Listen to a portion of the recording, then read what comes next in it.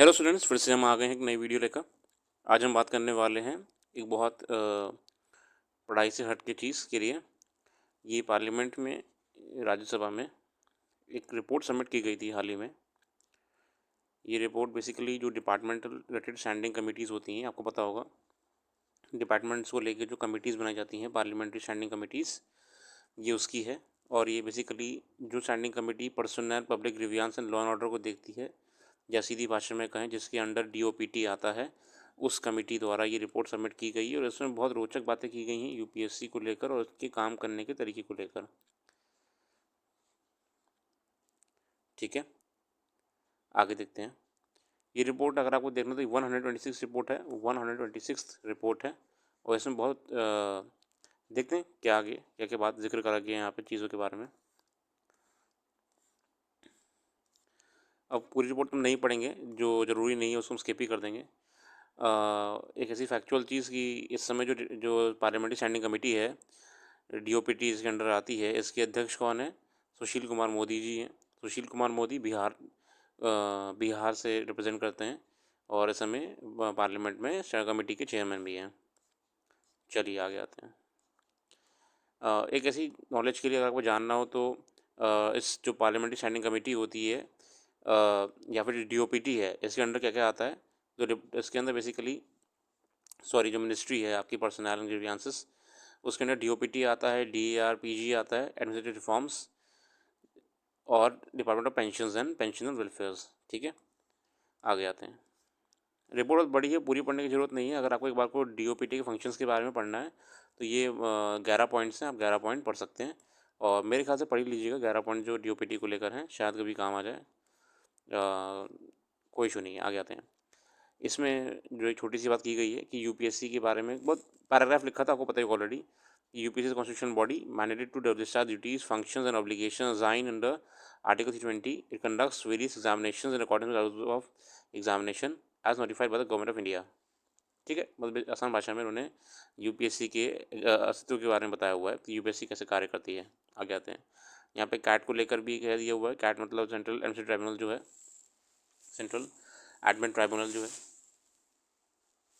ये tribunal basically public जो आपके पब्लिक सर्वेंट्स हैं इनको लेकर है, इनके अच्छे मैनेजमेंट को देखता है। खासकर कोई कंप्लेंट अगर वगैरह आती है या फिर कोई गवर्नमेंट में कुछ कॉन्फ्लिक्ट हो रहा है ये एग्जीक्यूटिव को लेकर, तो यहीं पर रिजॉल्व करा जाता है इस कैट में। कोई दिक्कत नहीं, आगे आते हैं। यहाँ पे अब रिपोर्ट है तो हमने पढ़ लिया इसको ऐसे ही। सीबीआई का जिक्र करा गया यहाँ पे कि सीबीआई एक इन्वेस्टिगेशन एजेंसी है। और जो हमने कुछ दिन पहले करंट अफेयर में शेयर भी करा था कि सीबीआई इंटरपोल मेंबर कंट्री के साथ कोऑर्डिनेट करती है इन्वेस्टिगेशंस करने के लिए। फैक्चुअल चीज़ें हैं, ऐसे याद रहेंगी तो और अच्छी बात है, कोई दिक्कत नहीं। इसमें नेशनल रिक्रूटिंग एजेंसी का जिक्र करा गया है। जो एनआरए होती है, एनआरए में तमाम प्रकार के एग्ज़ाम्स होते हैं, कॉमन एलिजिबिलिटी टेस्ट, मगर इसमें जो है यूपीएससी का नहीं जिक्र है, इसलिए तो यूपीएससी अलग लिखा हुआ है इसमें। आगे आता है। लवासा का जिक्र करा गया इस रिपोर्ट में। लवासा में क्या करा गया है कि लवासा क्या है, मसूरी में लोकेटेड है। आप पढ़ लीजिएगा आराम से, कोई इशू नहीं, रिपोर्ट नेट पर ऑलरेडी अवेलेबल है। हम मुद्दे पे आएंगे, जो बात मैं कहना चाह रहा था यहाँ पे इस रिपोर्ट के माध्यम से। ये तमाम चीज़ें यहाँ पे दिखी हुई हैं, ये बजट्स को लेके है, ये यहाँ पे किसी काम की नहीं है। बजट्स जो यूपीएससी का होता है, डीओपीटी का होता है, जो हमारे काम का है हम उस पर आएंगे।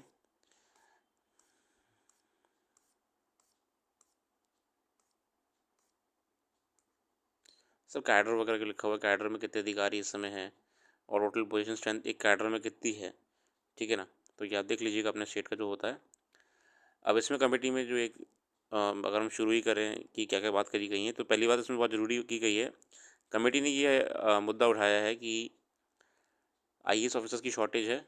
इस कमेटी के हिसाब से 1472 1472 आईएएस ऑफिसर्स की शॉर्टेज इस समय है, जो कि पूरी नहीं की गई है। इस कमेटी ने सवाल पूछा है भारत सरकार से, डीओपीटी से खासकर, जिसका जवाब देना पड़ेगा कि ऐसा क्यों है कि अगर इतने अधिकारियों की शॉर्टेज है तो ये समय रहते भरी नहीं गई है।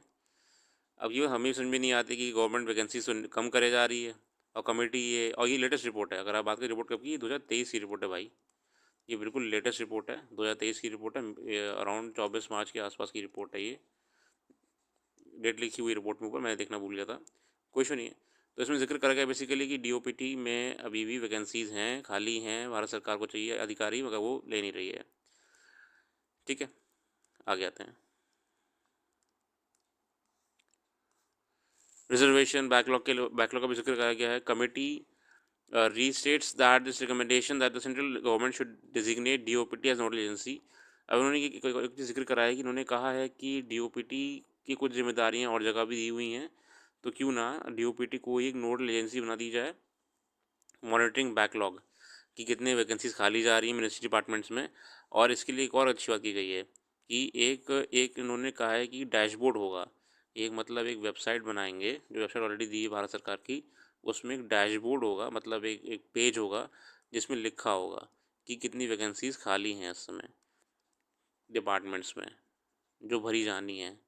क्योंकि इन्होंने कहा है बैकलॉग बहुत ज़्यादा है इस समय, भारत सरकार के पास अधिकारी नहीं है और सरकार ये बैकलॉग पूरा क्यों नहीं कर रही है, इसीलिए कमेटी बनाई जाती है। आपको पता होगा स्टैंडिंग कमेटीज़ जो बनाई जाती हैं पार्लियामेंट की, इसमें सब मेंबर्स होते हैं, एमपीज़ होते हैं, ये रिपोर्ट एक एनालिसिस करते हैं, पूरी स्टडी करते हैं, अधिकारी होते हैं इसमें भी, और वो रिपोर्ट सबमिट करते हैं कि पार्लियामेंट में ऐसा काम क्यों नहीं हो रहा है, भारत सरकार ऐसा काम क्यों नहीं कर रही है। तो इस रिपोर्ट के हिसाब से वैकेंसीज़ हैं और बैकलॉग को पूरा करने की ज़रूरत है, जो कि भारत सरकार ने अभी नहीं करा है।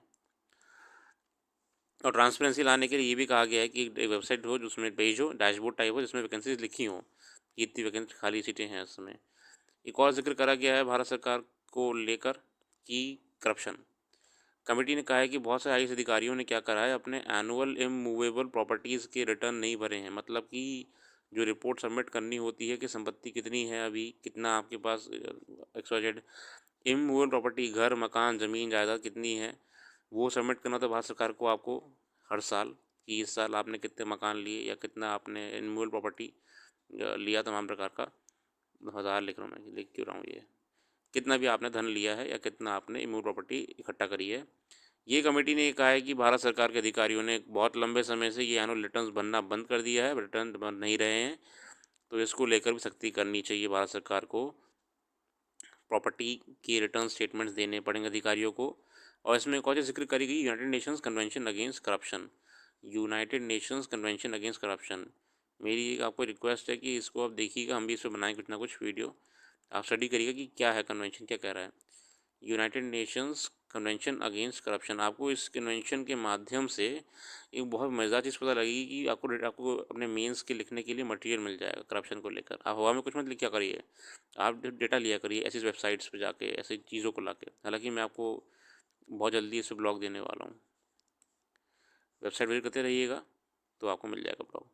आगे आते हैं, महिलाओं को लेकर भी इस कमेटी में जिक्र करा गया है, जो मैटरनिटी प्रॉब्लम्स होती हैं इसको लेकर कहा गया है कि इसमें तो आर्टिकल 42 का भी जिक्र करा गया, आर्टिकल 42 का जिक्र करा गया है कि just and human condition of work. हम अगर मुद्दे पे रहेंगे भी, यूपीएससी की दिक्कत मेन इसमें जिक्र करा गया है और इसमें तमाम बातें की गई हैं, ठीक है ना। बहुत बड़ी रिपोर्ट होती है ये। आगे आता हूँ, अब देखिए मेन चीज़, यूपीएससी कंप्रेसर चेयरमैन वगैरह इस पर नहीं जाएंगे हम। इसमें देखो एग्ज़ाम कब, time taken from date of notification of date of declaration of final result. मतलब इसमें ये कहा गया है कि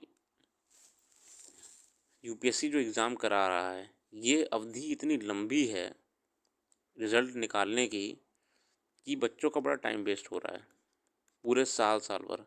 और इस रिपोर्ट ने कहा है, देखिए आप, 2018 में नोटिफिकेशन कब आई, 7 फरवरी को आई, और फाइनल वैकेंसी क्लोज कब हुई है, 5 अप्रैल को।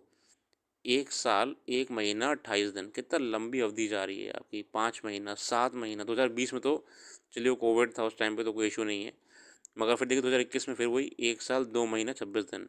इन्होंने कहा कमेटी ने कि ऑन एन एवरेज 15 महीने भारत सरकार लगा रही है एक एक लॉट को पूरा करने में, अधिकारियों का आईएएस बनाने में, मतलब फील्ड तक पहुँचाने में, अपनी ट्रेनिंग पूरी करने के लिए, जो कि बहुत ज़्यादा है।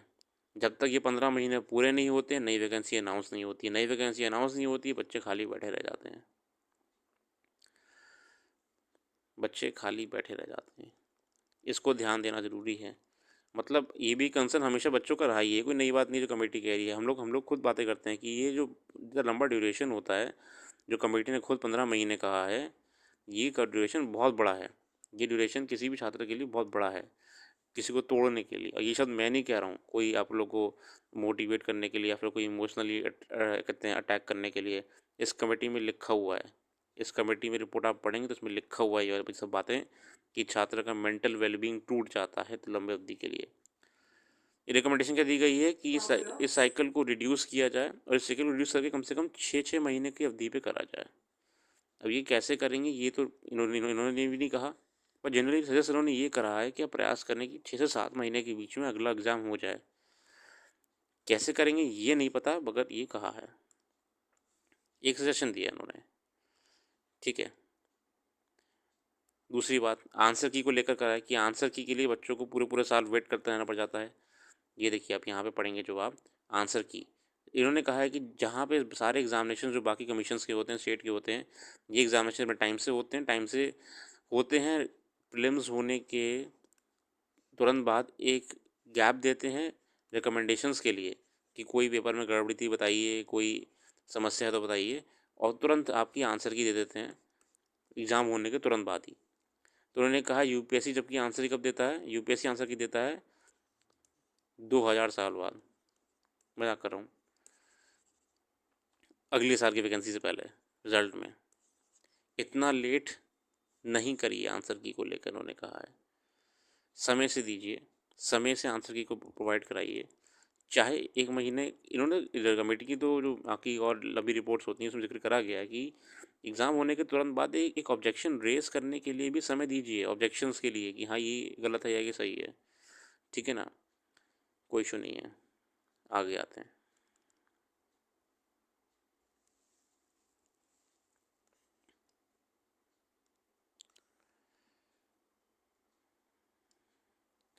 कमेटी ने भी कहा है कि एक्सपर्ट कमेटी बनाई जाए जो समय समय पर यूपीएससी को खासकर सिविल सर्विस एग्जामिनेशन में नज़र रखा करे, मतलब रिफॉर्म्स की ज़रूरत के लिए। ठीक है ना, अब इसमें बासवान कमेटी का जिक्र भी करा गया। Committee is aware that Baswan committee बनाई गई थी। बासवान कमेटी पता होगा हमको और आपको कि बासवान कमेटी बनाई गई थी। बासवान कमेटी जी ने जो है आपका eligibility, syllabus, scheme, pattern of examination, इन सब के ऊपर बात करी थी। बासवान कमेटी का भी इन्होंने जिक्र करा है और ये भी कहा है कि ज़्यादा फोकस उन्होंने नहीं करा है। इन्होंने जो मुद्दे उठाए हैं कि इंग्लिश मीडियम छात्रों को अपॉर्चुनिटी ज़्यादा है, हिंदी मीडियम वालों को कम है, रूरल बैकग्राउंड वालों को कम है, तो इन सब पे ध्यान देना ज़रूरी है, इन सब चीज़ों पर ध्यान देना ज़रूरी है। ओवरऑल जो मुद्दे का ये निकली इस पूरी कमेटी की रिकमेंडेशन को देखा जाए तो कि स्थिति ख़राब है। भारत सरकार जो यूपीएससी की इतनी लंबी अवधि है ट्रेनिंग की, इसको कमेटी ने उठाया मुद्दा कि एग्ज़ाम भाई आप 15 महीने से कम करो, जो लंबी अवधि है 15 महीने वाली इसे कम करो। कैसे भी कम करो, ये नहीं कहा है कैसे कम करो, बस ये कहा है कम करिए।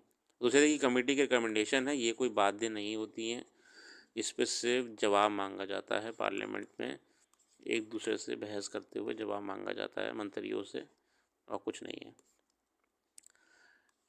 फिर क्यों जिक्र कर रहा हूँ मैं इसका, इसलिए कर रहा हूँ कि अच्छी बात है सरकारें सुन रही हैं, कमेटी सुन रही हैं, पार्लियामेंट्री कमेटी सुन रही है, तो ये अच्छी बात भी है। दूसरी बात जो उन्होंने आंसर की के लिए कहा है, ये भी सही बात कही है कि आंसर की समय से आ जानी चाहिए, और समय से आ जानी चाहिए उसके अलावा भी उसके ऊपर कोई ऑब्जेक्शन रेज़ करने के लिए विंडो ओपन होनी चाहिए, कोई विंडो कि किसी को अगर ऑब्जेक्शन है तो वो उस पर रेज़ कर सके आंसर की पे।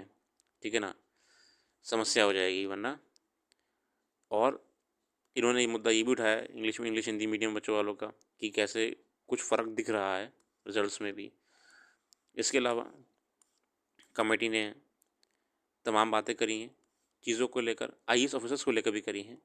तो ओवरऑल ये रिपोर्ट ऑलरेडी वेबसाइट पर डली हुई है पार्लियामेंट के, आप जाके देख सकते हैं। मैं इतना ही समय ले लूँगा आपका कि ये पार्लियामेंट्री कमेटी की रिपोर्ट अच्छी लगी मुझे कि इन्होंने ये सब बातें करी हैं। और ये देखो, ये आप शॉर्टेज देखिए आप, 1472 अधिकारी वैकेंसी है, मतलब ज़रूरत है इनको भारत सरकार को 1472। और 1472 अगर आप नीचे पढ़ेंगे ज़रा इसके ऊपर, 850 डायरेक्ट रिक्रूटमेंट की पोस्ट हैं और 622 प्रमोशन वाली पोस्ट हैं। मतलब ज़रूरत भारत सरकार को खुद है अधिकारियों की, मगर वैकेंसी हिसाब से नहीं निकाल ली। इस कमेटी ने ये जिक्र करा है, प्रॉपर बैकलॉग दिया है किन किन स्टेट्स में ज़रूरत है इस समय। आप अपना स्टेट देख लीजिएगा, आप उत्तराखंड देख लीजिएगा अगर आप, तो 2021 में 7 बैकलॉग, आज तक 7 का बैकलॉग यहाँ पे दिख रहा है आपको। हर स्टेट में कैडर में कितनी पोजीशन है, टोटल स्ट्रेंथ कितनी है, ऑथोराइज स्ट्रेंथ कितनी है, ऑथोराइज मतलब ये पूरा स्टेटिस्टिक्स को स्टडी करके कमेटी ने बातें की हैं। कमेटी ऐसे हवा में कोई बात नहीं करती है। तो यही मैं आपके सामने लाना चाह रहा था। अगर आपको अच्छा लगा हो तो ज़रूर एक लाइक छोड़ जाइएगा, मैं देख लूँगा और कि आप लोगों ने लाइक छोड़ा है। आज के लिए इतने रखते हैं, बाकी एंजॉय करिए और समय निकाला करिए कि थोड़ा सा यूट्यूब पे जो वीडियोस हम डालते हैं उनको भी देख देख के अपना और नॉलेज गेन करिए, है ना। ये भी ज़रूरी है कि रिपोर्ट को हम देखें, रिपोर्ट में क्या कहा जा रहा है और क्या क्या बातें की जा रही हैं। ये रिपोर्ट पार्लियामेंट ऑफ इंडिया में रिपोर्ट नंबर 126 है, रिपोर्ट नंबर 126 है, to be clear, report number 126 है, ठीक है। और दूसरी बात, ये स्टैंडिंग कमेटी की है, डिपार्टमेंटल स्टैंडिंग कमेटी की है, ठीक है, जब इस पर चर्चा होगी, ठीक है। आज के लिए इतनी रखते हैं। Thanks for giving a precious time and have a very very nice day.